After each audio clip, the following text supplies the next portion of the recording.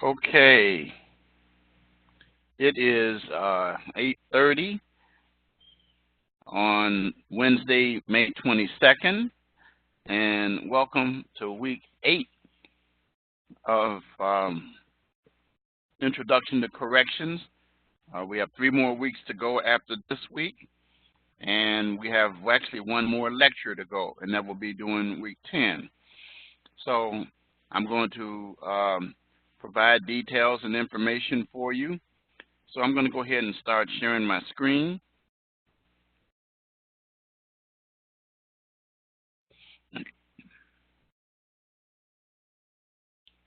Okay, you see the information here. Remind you that the critical thinking video is included in this course. And if you want to take a look at that, notice that rubrics are included in each weekly assignment and course project.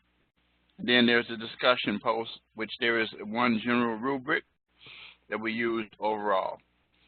And so you see that this is week 8. We have weeks 1, 2, 4, and 6 there. And so after this, we'll have 2 weeks from now will be our very last lecture. All right. So let's go into our announcement. And to this week, we're going to talk about parole, what parole is. To prepare for this assignment, you would read chapters 7, 8, and 9 of the textbook and complete the activity defining parole. What is it? Its issues, and then conclude with a conversation with a parole officer. And then be sure that you do by, I should have done by last night, your initial post for the discussion forum this week, parole violations / officer role. Notice that the reply post is due Saturday at 11:59 p.m. Central Standard Time. Finally, your written assignment, why parolees fail and what can be done, and then there is the quiz. So these are due on this Sunday at by 11:59 p.m. Central Standard Time, and you know about my motto. All right, so let's go down and let's look at the course calendar.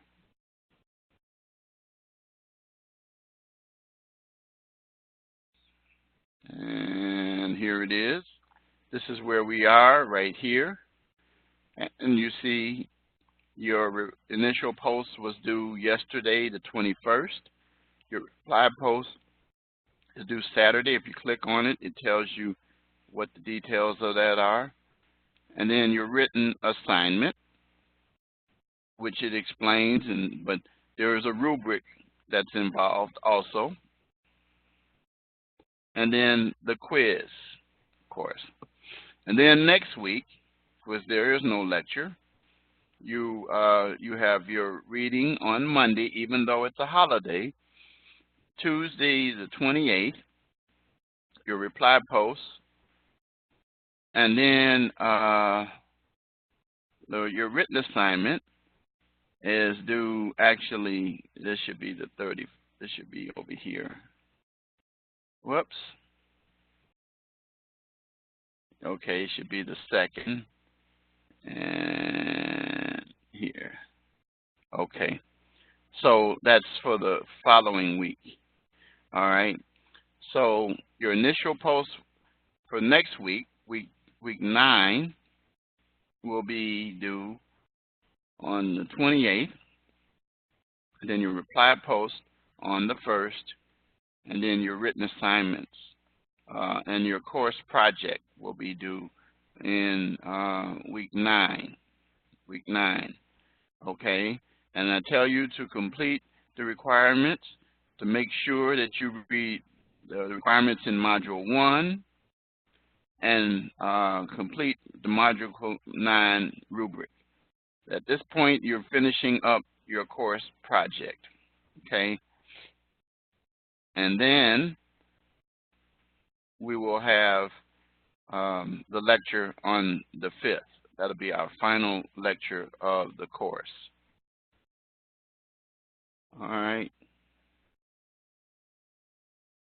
So now let's close that up. Let's close the course tools.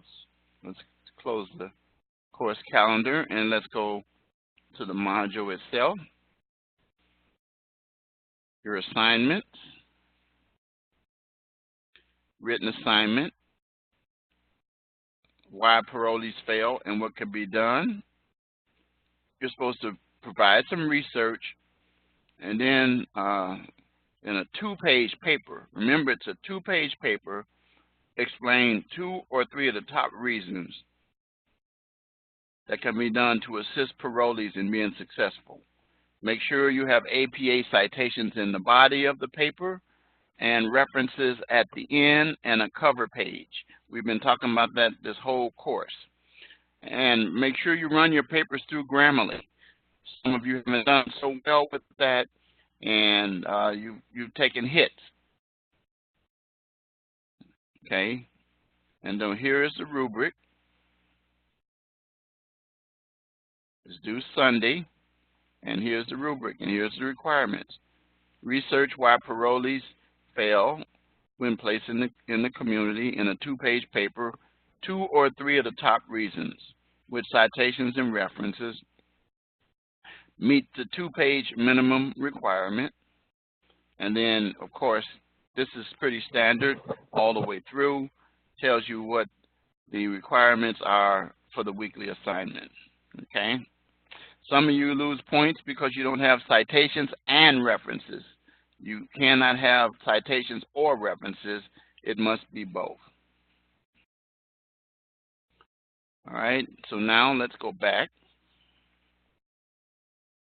and see the other assignment, which is your post discussion forum, which we've already covered, and then your timed quiz.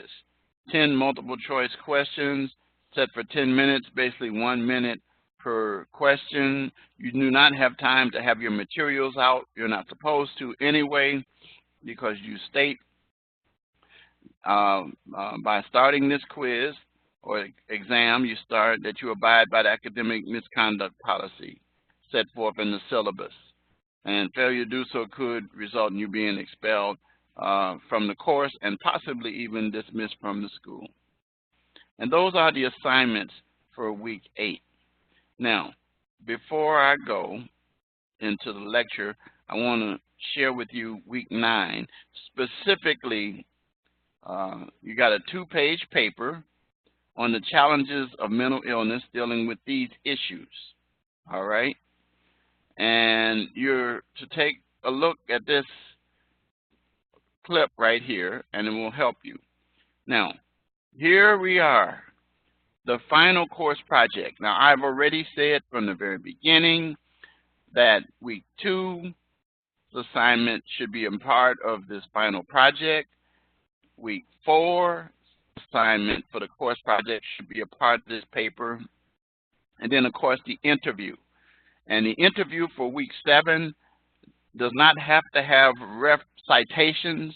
I'm sorry, does not have to have references, but it must have citations in the body for the person that you interviewed, providing the details. You will lose points if you don't have that. And then finally, the requirements that are set out here. It says that you will submit your final project, which includes the agency background and interview you previously gathered. Remember, the questions were supposed to have been obtained from week 1. And then you're supposed to incorporate some research in addition to that. The research should be a minimum of 3 scholarly sources. 3 scholarly sources. And this is covered in week 1 when we talk about that, and should focus on the challenges and solutions to whatever the topic is, whether it's jail, prisons, probation, or parole that you wrote about. All right? And then you're going to cover all of these questions here. All right? Don't give me a 1-page, don't give me a 2-page, don't give me a 3-page. Should be several pages, because you have this information included in there. I would recommend that you have subtopics in there to break down week 2. And I wouldn't say week 2, I would just say what the topic is from week 2, week 4, week 7, and then complete the project. All right. Again, Module 1, Course Project Introduction, has all of the details and information in there. That's what I want to remind you. Okay? So having said that, I'm going to go back to week 8 lecture, and let's talk about parole a little bit. What is parole today? So we're going to define parole, and then we're going to conclude with a conversation with a parole officer. So what is parole? What is parole? Parole, of course, comes about when an individual has been sentenced to prison, and because they have followed the rules and they have been a model prisoner, they can apply to be released earlier than the rest of their sentence and spend the rest of their sentence outside of prison, and that's parole. And parole is the process whereby there are certain conditions that are issued by the parole board that must be satisfied. It's similar to probation, except they will report to, instead of a probation officer, parole agent, and then you will still be under control of the jurisdiction where you were sentenced to parole. Now, you don't have to stay in that state. Most parole boards allow you to go outside the state, but they will connect with the agency in the state that you're going in to let you finish out your sentence. And usually they want you to have some kind of opportunity if you don't have any source of income from retirement or other benefits, that they will try to help you get jobs. There's some programs that allow individuals to work. And so parole operates in 2 different ways. It's either discretionary for what we call indeterminate sentencing, which we talked about, or mandatory under determinate sentencing.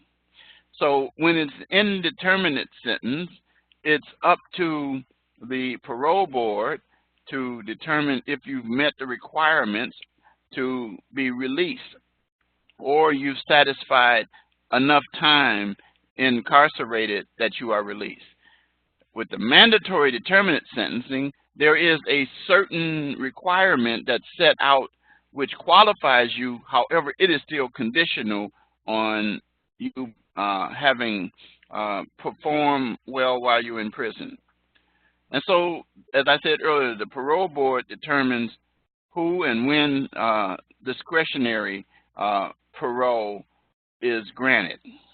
And the board has the authority to revoke it if you violate the terms of your parole.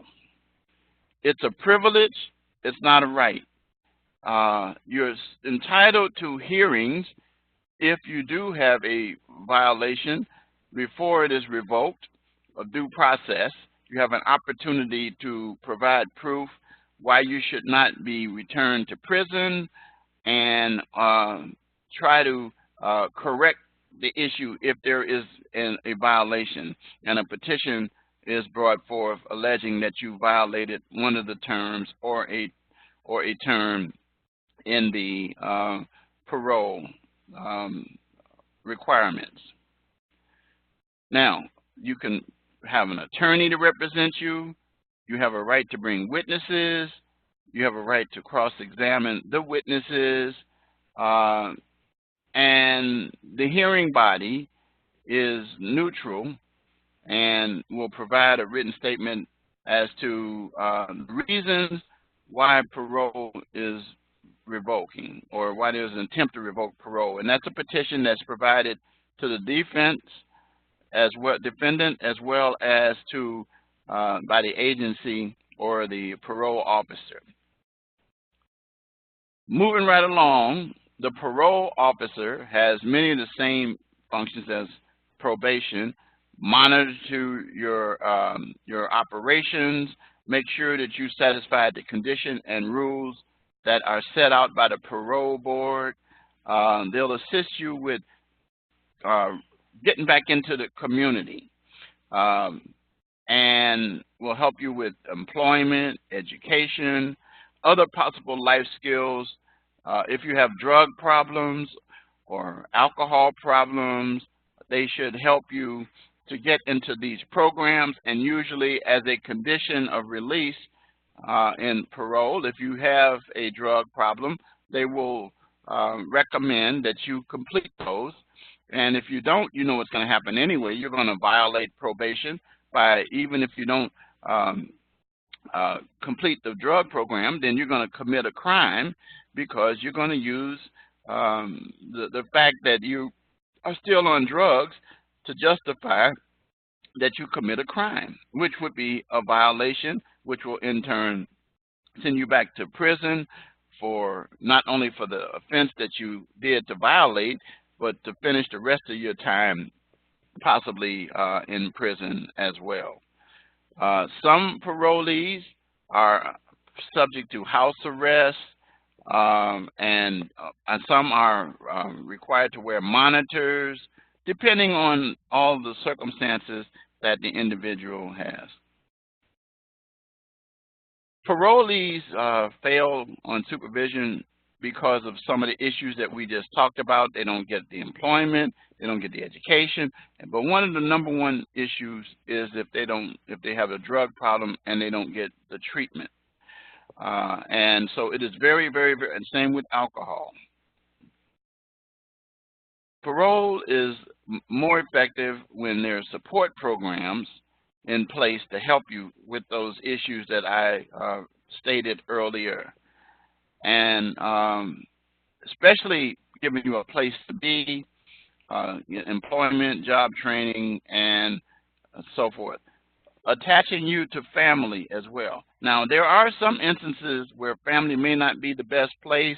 If you're from a family that is known for committing criminal violations or engaged in criminal activity, it might not be the best place for you or where you would end up going.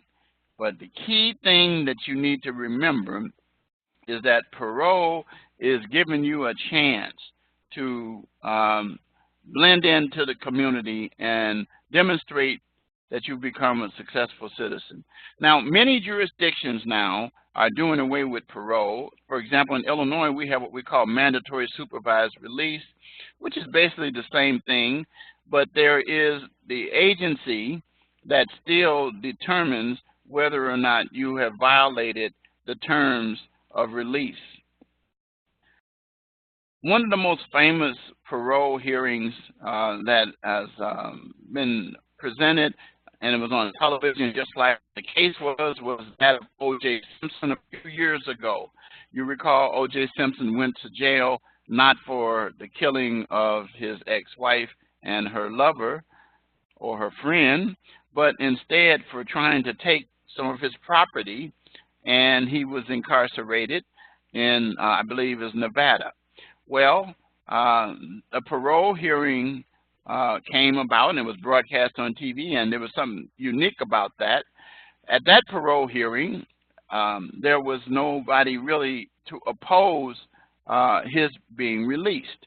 In fact, very interestingly, one or more of the victims came and testified that they believe he had served his time, that he had rehabilitated, and should be given parole. In many cases, and in most cases, what ends up taking place is an individual is opposed by the state prosecutor or someone to provide reasons why parole is not the case. But in the O.J. Simpson case, very unique and very, very rare do you find those situations. Because when parole hearings come up, usually the family of the victims or the victims themselves, if they're alive, will come forth and provide reasons why parole should be denied and why the person should remain in custody. So that's pretty much how parole operates. As you already know, to be a parole officer, you have to have a bachelor's degree, and you cannot do it with an associate's degree. And it is it's like a counselor. It's not a desk job, and you're going to hear in just a few minutes from a parole officer exactly how parole operates. And that's pretty much what I wanted to share with you about parole and how it works. Certainly in your research, you should be able to find things that can benefit and help parolees to be successful. And I've already given you some ideas and some tips and some points concerning that. So now let's take the next 15 minutes or so, and let's cover the issue of what parole is all about from the perspective of a parole officer. And so I'm going to share this video with you, and in this video it will explain how the process works from the example of one parole officer. So hold on just a minute. I'm going to remove. So let's do this. First of all, I'm going to take let's see, I'm going to turn off my mic, but not the recorder, the video. All right. So I'm going to stop my video. Okay, and so now let's put this on so that you can hear it. My name is Rasmussen. I was a Department of Corrections started with the Department of Corrections in 1995. I started as a probation officer, working with adult misdemeanors and juvenile misdemeanor felons. But I did that position for many years before becoming a supervisor release probation officer, working mainly with adults, solely with adults. Did that for many years before I took the current position that I'm working in now, supervisor release agent and CIP, Challenge Incarceration Program. And both programs are the equivalency of parole. These people have been to prison and are serving the remainder of their prison sentence in the community. That is correct. All the clients that I've worked with have been sentenced to prison, have served their immediate time in prison, have been released on their remaining third of supervision in the community. However, on the CIP program, or Challenge Incarceration Boot Camp program, those individuals are released early as inmates still living in the community working on their prison sentence. Okay. Okay. So what does that mean, that you get everybody who comes out of prison? When an individual is sentenced in the court system to prison, those individuals that go to prison are evaluated at the institution, determining their risk to public. If their risk score reaches a certain level, they are assigned to an intensive supervised release team. I am a part of that team that supervised some of the more risky cases in the state of Minnesota. Those would be cases of murder, possibly all sex offenders that are a significant risk to public safety, and level 3 sex offenders, level 2 sex offenders, but not necessarily all sex offenders are considered a risk to public safety. I'm also a CIP agent. CIP stands for Challenge Incarceration Program. We handle the individuals that come out of the Minnesota Virtual Boot Camp.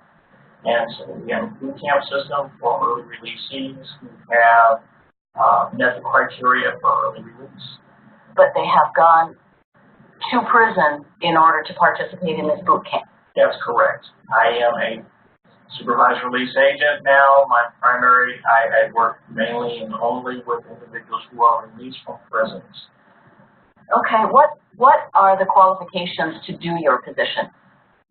The qualifications to be what's called a corrections agent or a four-year degree in corrections or an equivalent background such as sociology, psychology, also an internship of 400 hours or equivalent work such as including pre-sentence investigations, case management.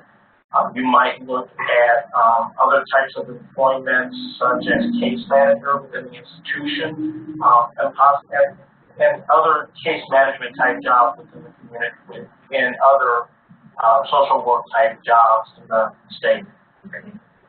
Is there a typical day for you? Yes. Some days are very typical. You wake up, you get dressed, you check your vehicle. All of our contacts, all of our work is in the community. We operate out of, as an intensive supervised release agent, we work out of the car. The car is set up like an office. It has a laptop. It looks like a lot like a squad car. We review the previous days or from the last time you worked current notes that were inputted on all clients.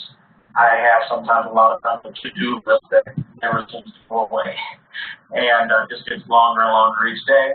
Review that, and then basically start setting up a contact list of the people I'm going to see for that day. Then load up my car, check my vehicle before I leave, and then head out onto the road. So once you're on the road, are visits typical home, because you're at their home, correct? In their home, workplaces, in any place that they talk to an agent about frequently. Could be a community service site, could be a support group meeting. Okay. So what might happen at a visit? In a typical home contact, an agent will head into the residence, do a brief walk through the residence to make sure that everything is status quo, that there's nothing out of the ordinary going on. Once that has been established, we start to work on basically the housekeeping things. What conditions have you met to this point? The standard conditions, a lot of our people have to do community service, treatment, things like that. We discuss those housekeeping things. And then we start looking at case management, looking at the things that the clients are interested in, looking at some of their high-risk needs and areas, and start addressing some of those needs and start planning for the future in hopes of addressing some of the problems they've had in the past in order to prevent those being problems in the future. Okay, so are there ever like violation issues or safety issues for you? Absolutely. Every day is a safety issue, not only for us within the home of our clients, their peers and associates within the home, but also for us, and for a lot of people, might be people from the immediate surroundings of the community. I happen to spend a lot of time in North Minneapolis, which I think a lot of people are aware is a very significant area for violence. So you always have to have situational awareness in regards to what's going on around you. We are trained in agent safety training courses in order to prevent or to reduce the incidence of to reduce the incidence of safety issues with agents, not putting yourself in a position where a client has you locked in, de-escalation skills in terms of if something's going south, if something's starting to look bad, you're able to work that through in a manner that escalates the problem down to hopefully a lower enough. Okay. We've talked about release of offenders and some of the barriers and issues that they face. Do you see that with the population you work with? Yes. These individuals have gone to prison with not much care to their lives. They don't have 401k plan. They don't have retirement plan. They haven't had, some of them never even worked a job for any length of time whatsoever. And so when they're released, those are tremendous obstacles that need to be overcome. Within the institution, there are programs developed for those things that are human skills, job training programs within the institution. So some of that is had within the institution. The biggest problem is housing. They burned a lot of bridges going into the institution. And so bridges meaning family. They burned up their family members, they burned up their friends, and so when they're released, they have nothing, no one. And a lot of times they'll come up here from another state to commit a crime, and so really they're stuck. They have nowhere to go, nothing to do. So housing is a big issue, employment is a big issue, but that's for everybody. Okay, and so you work with them on those issues. You help with those issues also? I do. Not necessarily directly with the clients in regards to their individual housing needs, but we are always in search of offender housing in the areas that we supervise. That is one of our mission statements. That's one of our goals as agents is to find suitable housing for clients that we can use on a regular basis for those individuals who don't otherwise have housing within the community. There are a lot of programs out there, especially in the metro area, that are willing to help us. Okay.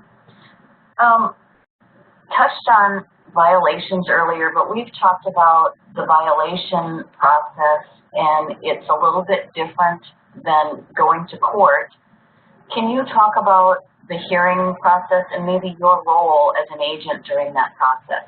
An agent plays a dual role in that process. Although an agent's in the home working with the client to assist them in their facilitation of a better life, when it comes to a violation, in a hearing, an agent becomes a prosecutor. And in that the hearing is set up typically at jail. So let's start from the beginning. If an agent comes into a situation and the client is now to be in a violation situation, an ISR agent does carry handcuffs, and at that point makes the determination as to whether or not they're going to place that person in custody. They can do it themselves, or they can call for backup from local law enforcement, which is always advised. In most situations, as ISR, I tend to work the situation myself because that's not been too much of a problem for me so far. But anyway, when the violation occurs, the client is placed in custody. A warrant is issued for their arrest through the officer of the day. That is placed in I typically transport the client to the local jail. At that point, we establish a report based on that violation and any other violation that may be out there. That report is submitted to Minnesota, the Department of Corrections Hearings and Release Unit and the State Public Defender's Office.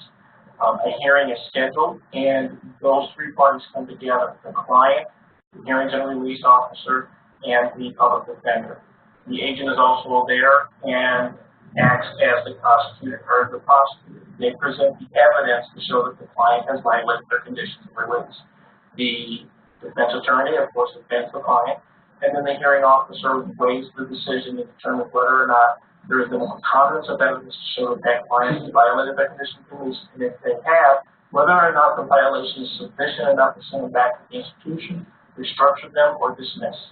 Restructure would be adding new conditions, addressing the fact that there was a violation, finding that there is a suitable cause to put either accountability in place or to put other aspects in place, such as a client using drugs may be considered for a evaluation and possible further treatment program to assist them in that behavior. So sometimes intermediate sanctions can be used instead of reincarceration. Intermediate sanctions are that agents will have at their disposal in the field, and what they'll do is it acts like a revocation within the institution, but without the hearing officers. The agent will ask the client if they're willing to participate in this program, and then at that point, the client may be willing to engage in those things that we talked about in our restructure, such as further chemical dependency programming, an intermediate sanction that would be a loss of privileges, may even volunteer to go on to an electronic monitor to address accountability issues. Okay. And you mentioned a hearing officer. Is that like a parole board in other states?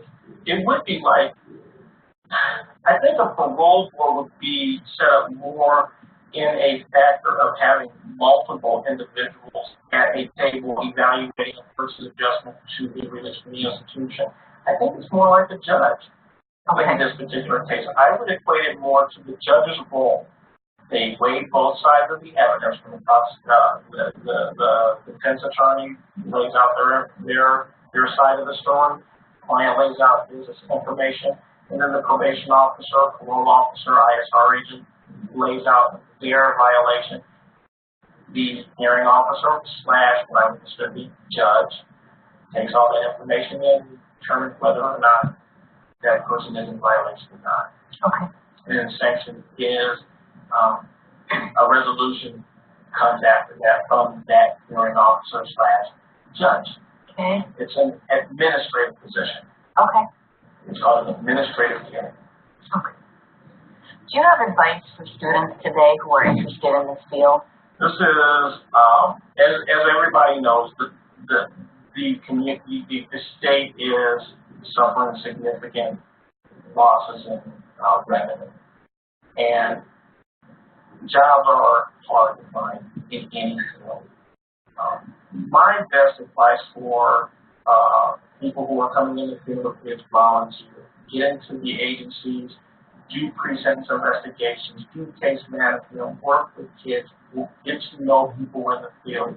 Once you're in the field, have a good idea of what it is that you want to do in the field, and be an innovator. I think 20 years from now, it might not look the same way it did 20 years ago. So I suspect what we're going to be looking at is technology, how they can bring that to the forefront, how those individuals coming into the field can be an asset to that agency, not necessarily somebody who wants to sit behind the desk all day or who wants to just collect a paycheck to do a job so that they can, and collect a paycheck to do the job to do what they want to do elsewhere. It's those who really love the job and really bring something to that agency that are really going to make a difference in how we see corrections in the future. Okay. Thank you. Okay. As you could see, there are a lot of factors involved. One of the things that you should be aware of, and I didn't mention this earlier, is that when there's a violation and their hearing officers or board hears it, there is the standard that's not the same in the criminal case. The criminal case, as you know, is beyond a reasonable doubt, and in the parole violation or in the revocation hearing, the standard is preponderance of the evidence, which means, 50-50, 51% to 49%, and so that's how that works.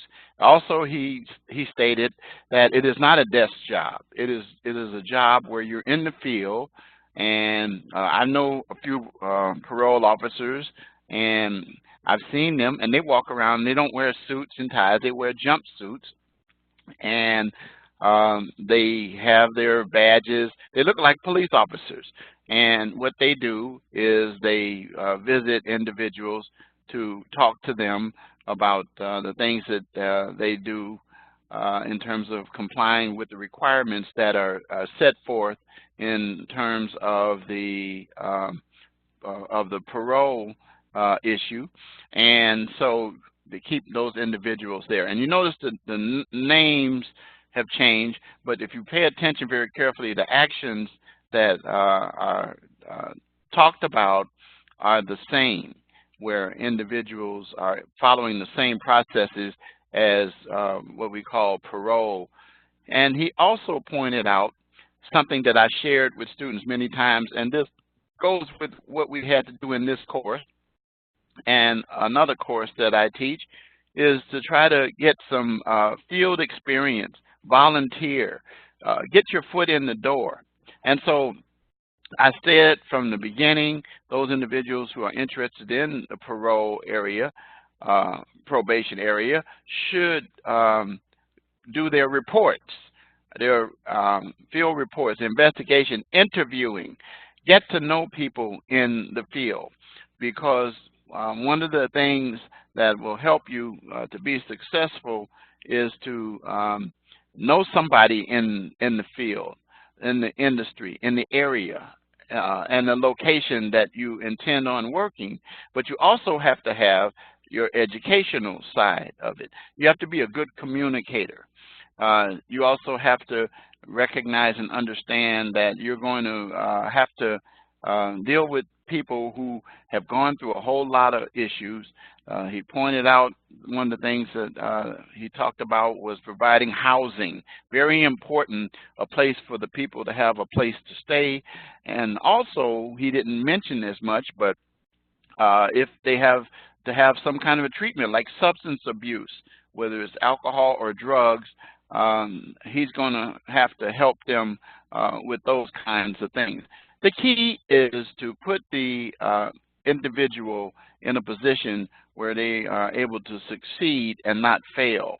And also, one other issue, the intermediate sanctions. Intermediate sanctions are things that can be done in a violation situation where rather than to send the individual back to prison, but to try to add some additional conditions, requirements, such as GPSs, home monitoring, those kinds of things, ankle bracelets and anklets and all those kinds of things. And also, there could be some stricter reporting requirements. There can also be conditions added that require the individual to go to a drug program or an alcohol program and to report back to the parole officer that they are doing that. But remember, all of this is for their benefit, to help them to not return back to prison either for a new offense or either violating one of the terms here. Some of the common things that people do to violate is that they might miss their appointments meeting their parole officer, and that might have something to do with traveling and communicating. Some people think it's as simple as, well, take a call. Well, you'll be surprised at the problems that some of these individuals face. They can't even afford a phone or those kinds of things. So anyway, the point of the matter is that the role of the parole officer is to help those parolees to successfully complete the requirements that are set out by the parole board. And as stated, to be like a counselor, to help them, assist them. However, though, as you heard him say, that when there is a violation, then that officer switches into the prosecutor and provides the proof and that individual has violated one of the terms of the probation, parole rather. And so that's pretty much it, guys, for today. And so I hope that you've been helped. And so remember again, next week there will not be a lecture. And also remember your week 9 assignment. I already went over that earlier in this lecture, and I hope that you'll take the time to pay attention to this for your final project. The quarter is coming quickly to an end, and so that's about it. So I'm going to say good night. I'm going to wish you guys a happy Memorial Day. Enjoy your day, but remember, you're still going to have to complete these assignments. In fact, one of my other classes I teach, which is drugs and crime, I will be doing a lecture that evening on Memorial Day. So work still continues. So I'm going to say good night to you and have a good week.